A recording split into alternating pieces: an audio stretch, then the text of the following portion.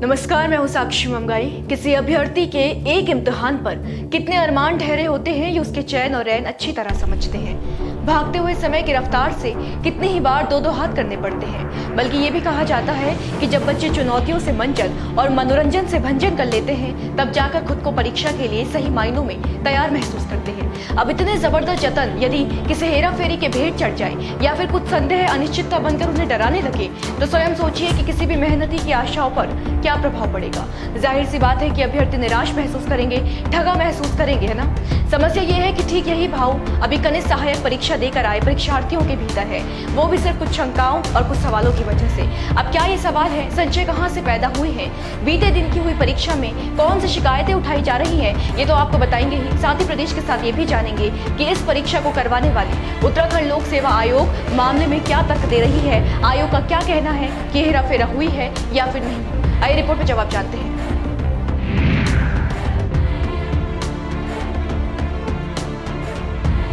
सबसे पहले तो आपको ये जानकारी दे दें कि रविवार यानी बीते दिन उत्तराखंड लोक सेवा आयोग ने 445 पदों के लिए 412 केंद्रों पर कनिष्ठ सहायक की परीक्षा करवाई।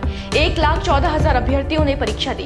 कड़ी सुरक्षा इंतजामों के बीच 445 पदों के लिए पेपर करवाया गया। अब परीक्षा तो शांतिपूर्ण तरीके से निपट गई, लेकिन शाम होते होते ये खबर सामने आने लगी कि उत्तराखंड लोक सेवा आयोग की कनिष्ठ सहायक परीक्षा में पेपर के चारों सेट में प्रश्नों के क्रमांक एक समान थे। यानी कि परीक्षा के लिए 4 सेट तैयार किए गए थे, लेकिन चारों ही सेटों में समान क्रमांक पर सवाल खड़े हो गए। इस चीज पर अभ्यर्थियों का ध्यान गया तो परीक्षा की शुचिता पर सवाल उठ गए। यही से शंकाएं पैदा हुई हैं।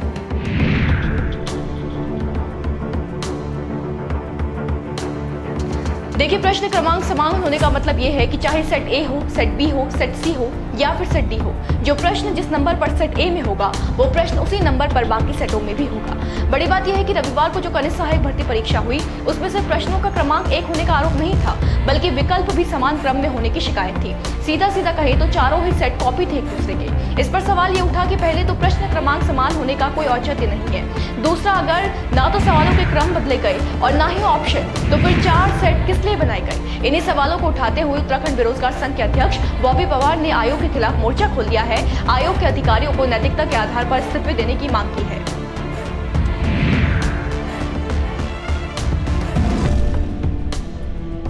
जी हां, बेरोजगार संघ के अध्यक्ष बॉबी पवार ने दावा किया कि पेपर के 4 सेट में ना तो सवालों के क्रम बदले गए और ना ही विकल्प के। पेपर खत्म होने के बाद एकता विहार स्थित धरना स्थल पर बॉबी पवार ने पत्रकारों से वार्ता के दौरान पेपर के ए, बी, सी और डी सेट दिखाते हुए कहा कि इनमें सवालों का क्रम नहीं बदला गया है। चारों सेट में 1 से लेकर 100 तक प्रश्न और उत्तर के ऑप्शन का क्रम एक जैसा है। ए, बी, सी, डी चारों सेटों में आप देख सकते हैं कि सेम क्वेश्चन है, सेम उसके ऑप्शन दिए हुए हैं। ये बताता है कि स्पेशल किन्हीं लोगों को फायदा पहुंचाने के लिए। अब फायदा कैसे पहुंचाया जाता है, ये मैं भी आपके सम्मुख रख देता हूं। फायदा ऐसा पहुंचाया जाता है कि जिन लोगों ने कभी पेपर में सिल्क के साथ छेड़छाड़ करके या उसकी उत्तर कुंजी को हासिल करके अपने बंदों को जिनसे पैसा लिया होगा, उनको एक छोटी सी पर्ची में 1 से 100 क्वेश्चन के ऑप्शन दे देते हैं कि क्वेश्चन 1 का डी है, बी का बी है, सी का ए है। इस प्रकार से 100 देते हैं, बोलते हैं कि तुम्हारे पास चारों में से कोई भी सेट आ जाए, तुम ये लगा के आ जाना और फिर तुम्हारा पास होना कंफर्म है। इतना ही नहीं, बॉबी पवार ने देहरादून का मामला बताते हुए ये भी दावा किया कि पेपर पर 1 सीलें टूटी हुई थी और एक्स्ट्रा सील लगी थी। उन्होंने एक प्रश्न पत्र दिखाते हुए इस साक्ष्य के तौर पर प्रस्तुत किया। कई सेंटरों पे कई ऐसे मामले सामने आए जहां पर पेपरों में सील नहीं थी। कई जगहों पर सेम पटोरी वाला मामला सामने आया है जहां पर सील तो थी, परंतु जो पहली 2 सील पेपर में लगाई गई थी वो दोनों सीलें टूटी हुई थी, उसके ऊपर एक्स्ट्रा 2 सीलें लगाई गई थी। जिसका एग्जाम्पल हमारे पास ये भी है। अगर आप जूम करके दिखाओगे तो इसके अंदर एक दूसरी सील लगी हुई थी जो तोड़ी गई थी बाद में। ये देहरादून का मामला है। जी हाँ, तो गंभीर सवाल बेरोजगार संघ के अध्यक्ष बॉबी पवार ने परीक्षा पत्रों को लेकर उठाए हैं। कहा है कि देश के इतिहास में पहली बार 4 सेट में समान प्रश्न क्रमांक देखने को मिले होंगे। हालांकि आयोग इन आरोपों को सिरे से नकारता है। आयोग का तर्क है कि प्रश्नों के एक ही क्रम में होने से परीक्षा की गोपनीयता पर कोई असर नहीं पड़ा है।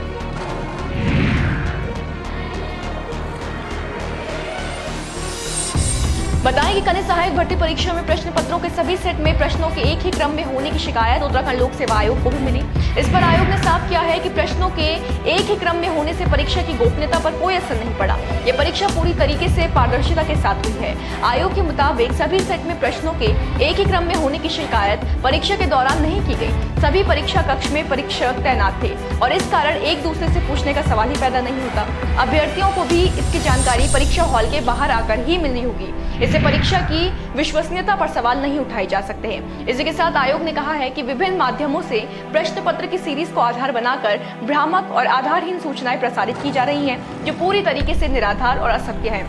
वैसे सिर्फ आयोग नहीं, उत्तराखंड सरकार भी मामले में घिर रही है। उत्तराखंड कांग्रेस की मुख्य प्रवक्ता गरिमा दसौनी महर ने आयोग के अध्यक्ष के साथ मुख्यमंत्री धामी को भी नैतिकता के आधार पर इस्तीफा देने की नसीहत दी है।